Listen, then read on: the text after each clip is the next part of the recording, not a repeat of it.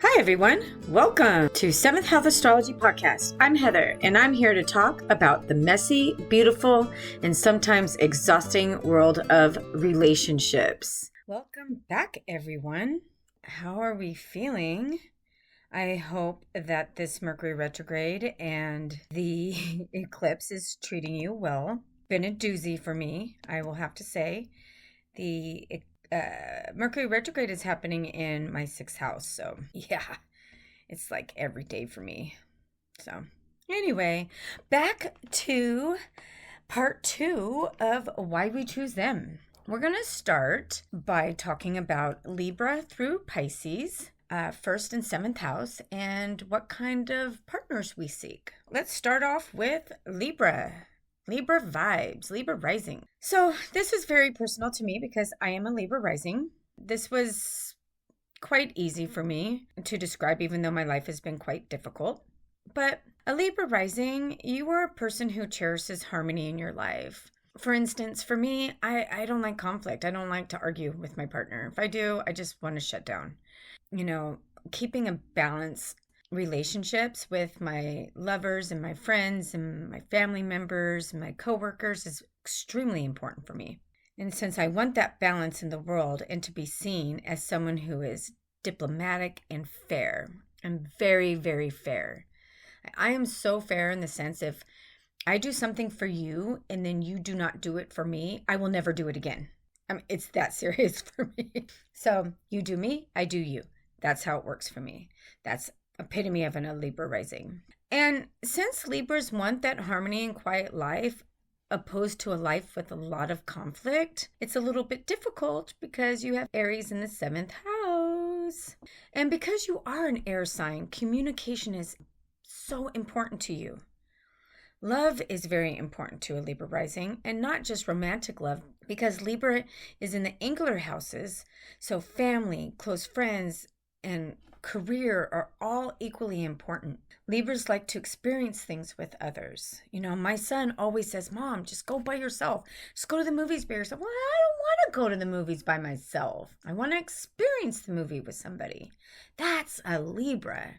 You know, they like to do things with others. They don't really like to do things alone. What fun is that, right? But, you know, Capricorns would probably don't mind doing things alone. Aquariuses don't mind doing things alone. Libras usually like to do things with others.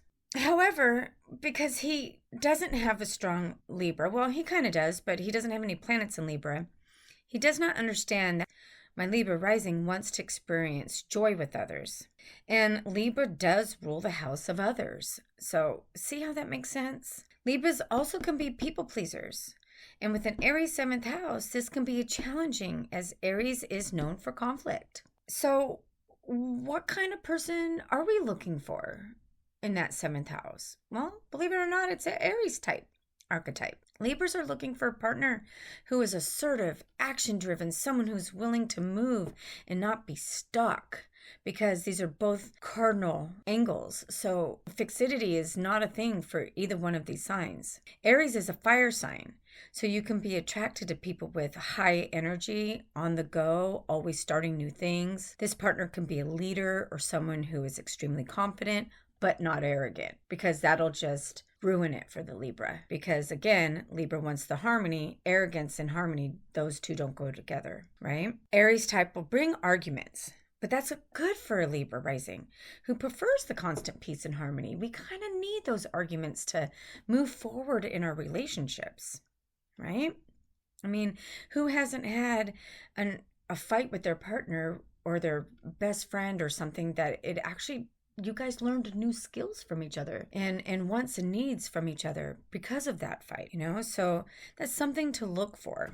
And Libras can be passive and people pleasers and indecisive. And Mars rules Aries. And if Mars and Venus are in a good aspect with one another, this can be a really great match, as air and fire do very well together. You want a partner who has a strong mindset, confident, and is physically attractive. So what you want to do is you want to look for Mars and Venus in your chart for more clarity on how this will play out. All right, so we're going to move on to Scorpio risings. Scorpio rising vibes. Okay, so I will start this by saying, let's give Scorpios a rest for being too demanding and controlling. Yes, that archetype of Scorpio is true. However, that is the unconscious Scorpio energy. When someone is dealing with childhood wounds or whatever happened to them when they were young, some repressed memories, since, repressed memories are ruled by Pluto. And we are talking about Scorpio. Scorpios learned to protect themselves, and sometimes this happens through control and manipulation when they were young. Listen, you will hear pop astrology say horrible things about Scorpios, but when they break that fixity of their sign and become consciously aware of who they are, Scorpio risings can turn the script from being controlling and manipulative to becoming the transformative, beautiful Phoenix, like their archetype. So I would like to invite in that mindset with Scorpio instead of all the mainstream stuff you hear about Scorpios, which is just not fair. And yes, Scorpios are hard sometimes. They have a built-in mechanism that automatically doesn't trust others. And this is not just for Scorpio risings. This is also Scorpio suns and moons. I know and love many Scorpio risings.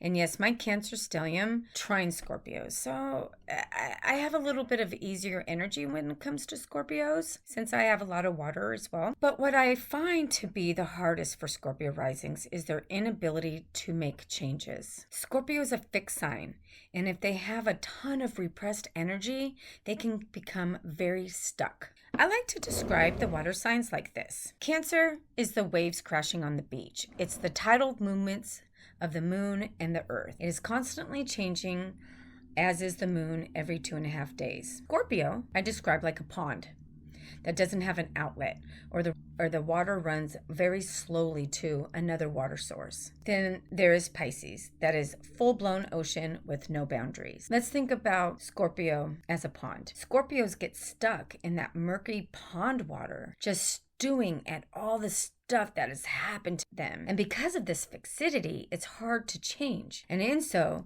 they hide their true feelings out of fear of being hurt or out of control. Then they hold on to the negative energy instead of making healthy changes. So we can see why Scorpio gets this, bad play, especially in pop astrology. Scorpio's downfall is they like things to stay the way they are. However, I do not see fixed signs this way. I see fixed signs as they're here to take the time to learn you, especially if you're a rising sign, a fixed rising sign. You're here to put that fixed energy into learning who you are and not the other attributes of the sign, right? So it's okay to be fixed when you're trying to learn who you are. So here, Scorpios, take the time to learn you. Use the fixed energy to work on the unconscious and what is keeping you stuck. I love my Scorpio risings. I have a sister, a best friend, that are both Scorpio risings, and a son with the Scorpio moon. Sorry, I know I get confused because I talk about my children a lot, but I have 2 sons,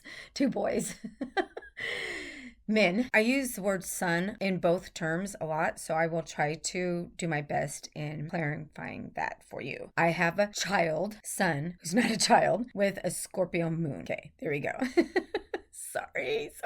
They are all intense people. Very intense people, yet they struggle with change. I say all this because Mars and Pluto rules Scorpio, and Mars is aggression, and when we don't change things and things aren't happening for us, what do? We get angry, and then what happens? We then lash out and show aggression. And Pluto is the unconscious repressed energy. You get it? When not used correctly, this is when the controlling and the manipulative behavior of Scorpio can be shown. Now, this is not all Scorpio, but maybe this can shed some light as to why many pop astrology junk you can find on social media will highlight this behavior. It's just not fair. So for Scorpios, I will give you some positive light here. Scorpios are the archetype of the therapist who helps others shine their light and tap into their consciousness. The investigator who can dig deep to find the truth.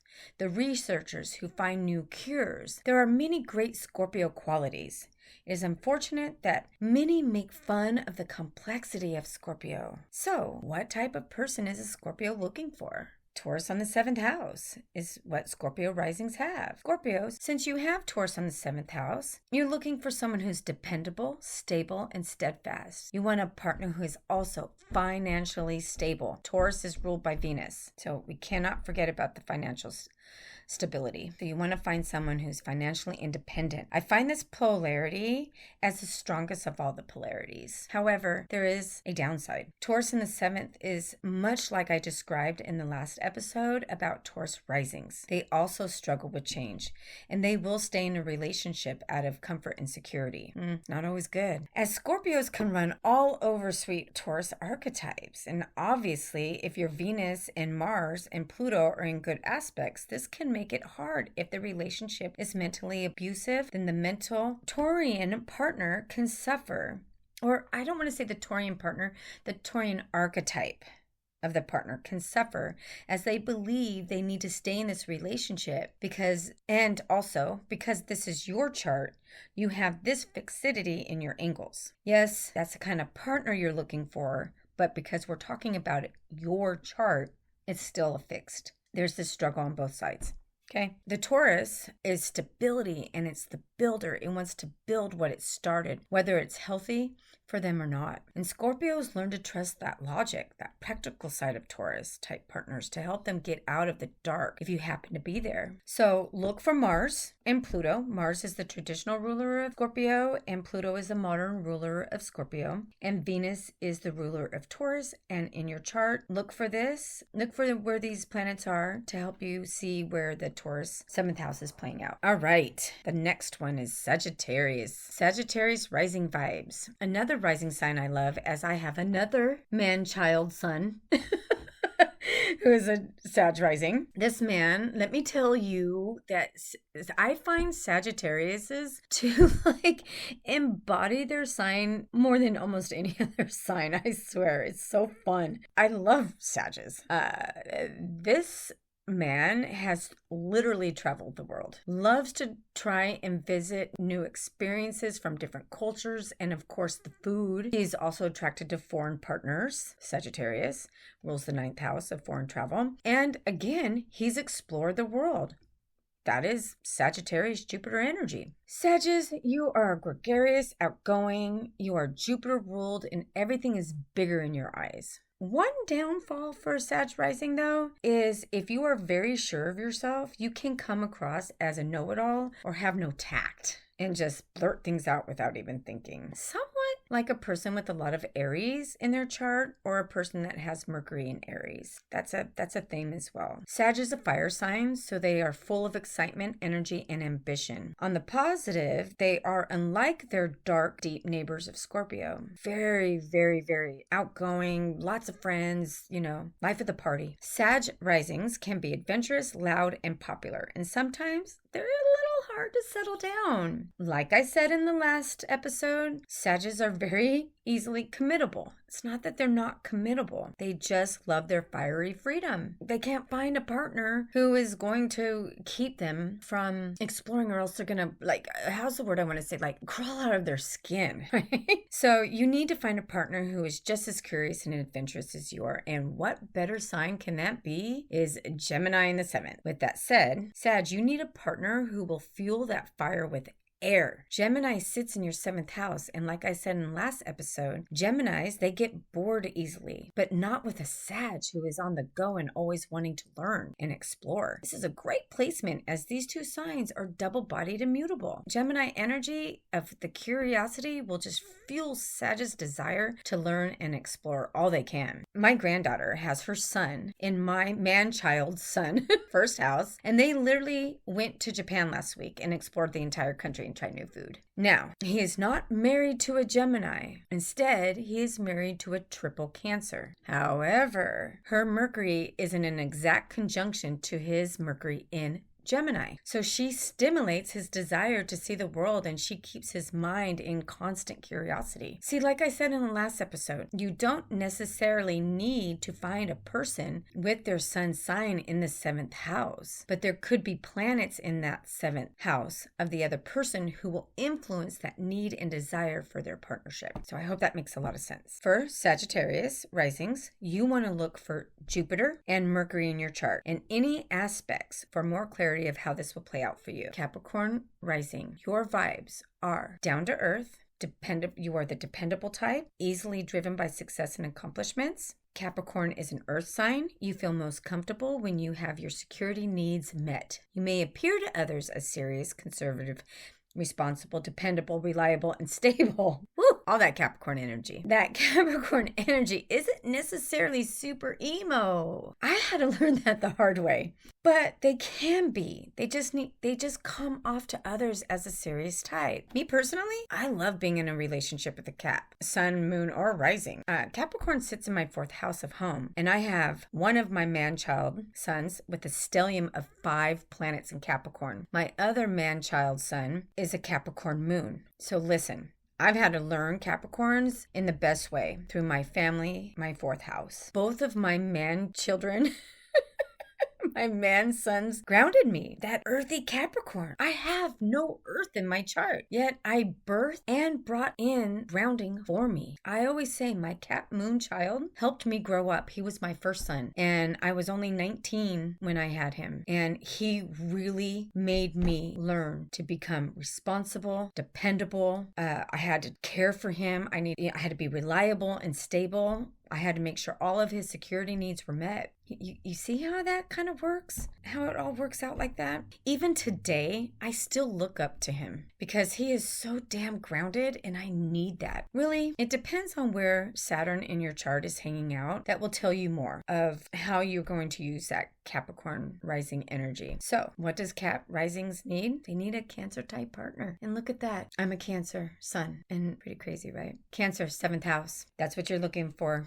Caps, or I should say the archetype and energy. Since Capricorns are so dependable, they do well in supporting their Cancer energy. Remember last episode when I said Cancers need stability and safety in their homes and their lives? Capricorns can provide this for them, and vice versa, because home and family and work play such a very important role for Capricorns. Capricorns can be a little hard. Like I said earlier, they're not emo. They don't have a lot of they don't show a lot of emotion, and they need at times the softness and the nurturing of a Cancer archetype. Caps can have a lot of fear as well, since they are ruled by Saturn, and Saturn governs fear. However, Cancer energy will allow you to feel safe and at ease with your fears. Capricorns work hard, and they need to have that security in their home, like a little security nest. And so I'm going to give an example of a Capricorn rising in Cancer. So I dated someone who was a Capricorn rising, and like I said, I am a Cancer sun. So my sun sits in his 7th house. And I'm telling you, I've never felt so loved in my life. He made me feel secure. He made me feel secure in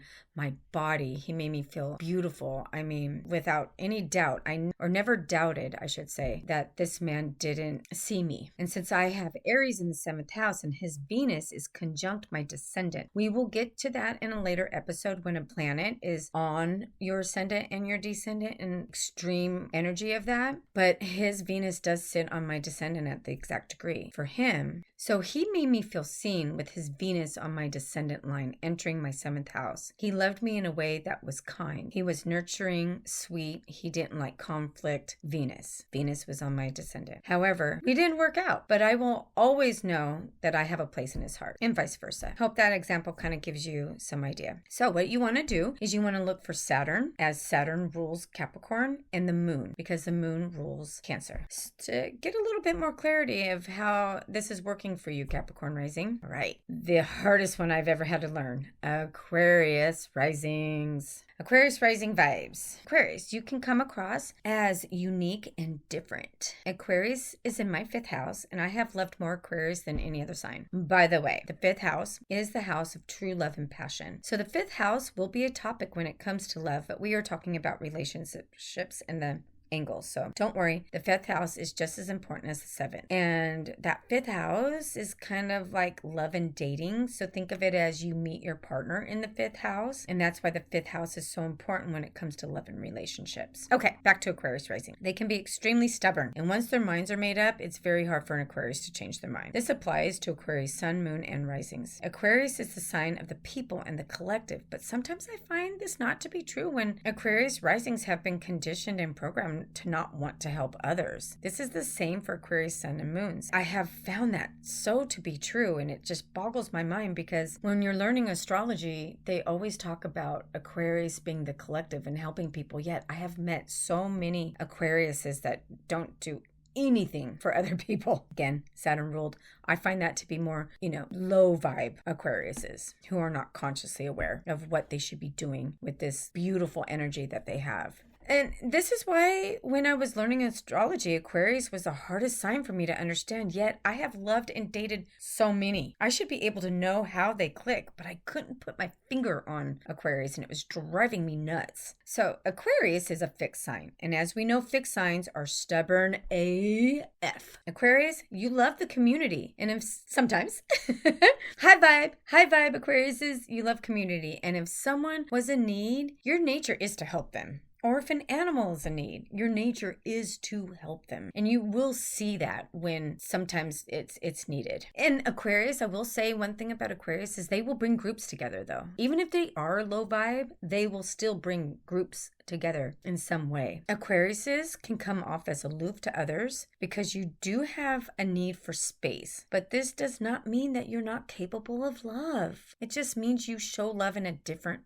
way. Aquarius is an air sign, but they can struggle with expressing their emotions. Your logic sometimes gets in the way of your emotional side. So, what does an Aquarius need? Well, they need someone who can help them express their feelings. And so, Aquarius risings, you have Leo on the 7th house. Remember last week I said Leos need to be able to express themselves? Well, think of that. Here, Aquarius struggles with self-expression, and Leo is all about self-expression. See how this works? Also, I might have forgot to mention last episode that Leos just want to be loved, and that can be difficult to express coming from an Aquarius rising. There could be conflict here, and one of the best things an Aquarius rising sun and moon can do is learn to express themselves, since they are an air sign. Because of Aquarius's uniqueness, I find that communication can be a struggle for them as they seem to always think their way is the right way. Aquarius is ruled by Saturn and Uranus, co-ruled. They sometimes fear Saturn. What if they express their uniqueness, Uranus, that they will come across as weird or misunderstood? Another issue for Aquarius is that they are extremely headstrong. And once they made their mind up on something, it's very hard to change their mind, like I said, whether they are right or wrong. In summary for Aquarius, you need not to be told what to do because, like I said, they're very independent, and that Uranus ruled will be like, are you telling me what to do? No. You don't tell me what to do. Finding a partner who will listen to your logic will go a long way for you, Aquarius risings. You need to be careful though, because Leos, especially low vibe Leos, can be too full of themselves, and the fixed egos of both signs can cause some tension. One thing an Aquarius rising sun and moon can do is listen to others' perspectives and loosen up that rigid, fixed mindset. Your way might not be the correct or easiest way. I know that's going to be hard for some Aquariuses to swallow, but it will be helpful. So what you want to do is you want to look for Saturn, Uranus, and the sun in your chart for how this is playing out for you. All right. Last but not least, we have Pisces risings. Pisces vibes. Pisces, oh sweet Pisces. For Pisces rising, you have the ability to portray any kind of persona you choose. Pisces ascendant, sun, and moons can hide behind masks that covers the facade of their chart, and they are extremely emotional and tender. My granddaughter has a Pisces moon, and she cries at the drop of a hat, and everyone gets so upset with her for this, and me, I just let her cry. This is why learning astrology is so important. If you know someone is a Pisces, then allow them to release their feelings. Otherwise, later on, this can turn into addiction and escapism. And I have a Pisces moon mom, and it didn't go into addiction. Her pain did not turn into addiction, but it didn't turn into escapism. And it was a struggle for her in this lifetime, especially in our relationship. Pisces risings, you are visionaries, and you are the creative types, but but you also can be careless and forgetful. And you can be deceitful as well. You know, we always talk about Pisces as being, you can be being deceived, but you could also be the person that is deceiving others. Yeah, it's not just Pisces being deceived. Pisces also are very intuitive, and they also can take on others' energy. Actually, anywhere you have Pisces in your chart, and recognizing this area and learning to clear the energy is extremely important to Pisces anywhere in your chart. For instance, I have Pisces in my 6th house, and I need to meditate and use selenite and clean my energy on a daily basis. Yeah, it's hard. It's really hard. Pisces moons especially really struggle with this. I'm so sorry, Pisces moons, but please find some kind of cleansing ritual for you. It will pay off so much in the future. All right. You can also hide behind that Neptunian veil, and this can make you actually very easily manipulated. So it's very important for Pisces to connect to their intuition and have discernment. And this is also very important because you can seek Virgoian partners. What does Pisces have on the 7th house? They have Virgo. Since you have Virgo on the 7th house, you seek the energy of a partner who is grounded, practical, and logical, who likes the details, who likes to plan. Because Pisces do like to plan, but it's better if they have some strong Virgo placements in their chart. You look for this type of person because they keep the bills paid, track all of the logical sides of life. I have a lot of water in my chart and no earth, so I can really relate to this angle. On the negative side, the perfectionism of the Virgo will be attention for Pisces as you are flowing and free and dreamy. That will drive a Virgo archetype crazy. The practicality of a Virgo needs to be concrete, and this is just not going to happen with the dreamy Pisces. Find the balance there. Pisces risings, you want to look for Mercury, who rules Virgo, and Chiron, who I also use to rule Virgo, and Neptune and Jupiter are rule Pisces. So Neptune is the modern ruler of Pisces, and Jupiter is the traditional ruler of Pisces. And look for where they are in your chart. I also want to point something out that I mentioned this in the last episode. You may get lucky and find the exact opposite sign in your relationship, but reading charts, I find this to be rare. Looking at the ruling planet of each sign and where they are placed will also tell you something about what attracts you to your partner. So I'm going to try to break this down as easy as I can, and I'm going to use me as an example. All right. I am a Libra rising. So let's start with Libra. Libra is ruled by Venus, and in my chart, Venus is in Gemini in my 9th house. I need to be mentally stimulated by my partner, or otherwise I will get bored. Gemini. Remember, last episode, I said Geminis need stimuli, otherwise they will get extremely bored. I need to learn from my partner, 9th house. I want to travel with my partner, 9th house. I am attracted to men from different cultures, 9th house. Okay? That has nothing to do with the 7th house. You see that? Okay? So I'm looking for where my ruling planet is of my rising sign. It's in the 9th house in Gemini. Okay, got that down. Now, I look at my Aries 7th house ruler, okay, which is Mars. I find Mars in my chart, and Mars is in Leo in my 11th house of friendships. I look for a partner who is strong, confident, stable, expressive, Leo, and most importantly, someone I view as my friend, 11th house. All Leo and 11th archetype. Okay, I found Venus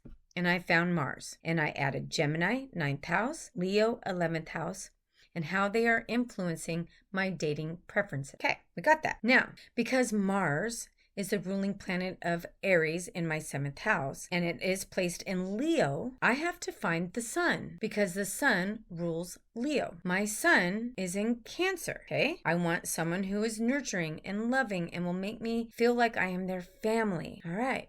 See, got that down. All right, let's go back to my Aries in my 7th house. What planets do I have in there? I have the moon in Chiron. The moon is conjunct Chiron by only like 30 minutes, so it's intense. So let's start with the moon. Well, the ruler of the moon, the ruler of Cancer is the moon. And look at where we just found Leo.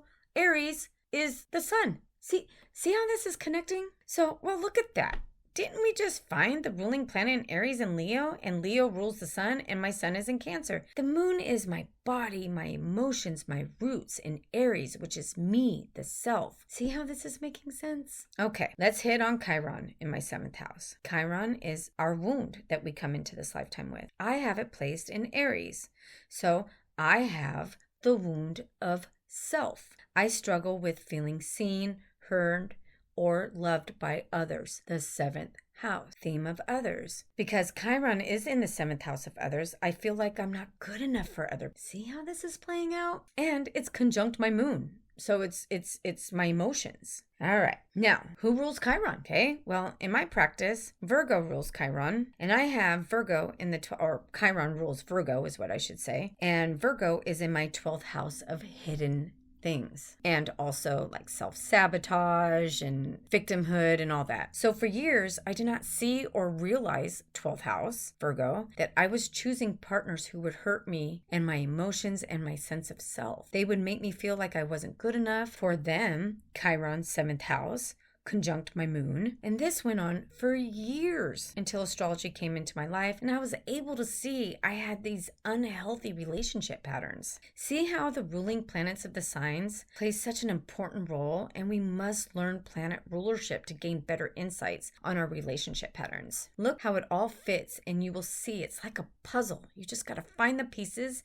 to make it a whole. Okay, y'all, that's all the 12 signs and why we choose the people and the energies that we choose. Please follow and share this podcast to all your friends and loved ones. This helps the show grow, which in turn helps others learn more about themselves, and their relationships. You can also write me questions through my email that is in the show notes. Please put in the subject line podcast questions so I can read out the podcast questions and the reading emails. And if you would like to get a reading of any kind, please check out my website in the show notes. I'm also on Instagram, TikTok, and Facebook, all in the show notes. So next week, we are going to begin planetary pairs. So please listen to episode 2, find your birth chart to follow along. I will begin with the sun and sun connections between aspects. Forward to that. Okay, y'all. Have a great week.